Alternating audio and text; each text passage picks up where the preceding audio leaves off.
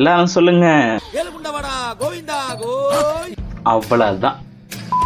இன்னைக்கு என்ன பார்க்க போறோம்னா லட்டை பத்தி ஒரு இன்ட்ரெஸ்டிங்கான நியூஸ் ஒன்று இப்ப வெளியாயிருக்கு. என்னது, திருப்பதி லட்டு நான்வெஜ்ஜா?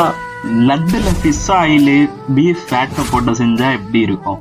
ஆந்திரா சிஎம் சந்திரகாந்த் நாயுடு இருக்கார்ல, ஸோ அவர் இப்போ ஆட்சி செஞ்சுக்கிட்டு இருக்காரு. 100வது நாள்ல ஒரு மீட்டிங் நடத்துவாங்கல்ல கட்சிக்குள்ளேயே, எல்லா தலைவரையும் கூப்பிட்டு வச்சு. ஸோ அந்த மாதிரி மீட்டிங் நடத்திட்டு இருக்கிறப்போ சொல்றாரு, ஜெகன்மோகன் ஆட்சி செய்யறப்போ திருப்பதி லட்டுல நான்வெஜ்ஜா தான், oil fat beef fat, so fish ஆயில்ல இருந்து நான்வெஜ்ஜா செஞ்சிருக்காங்க அந்த லட்டு பிரசாதத்தை.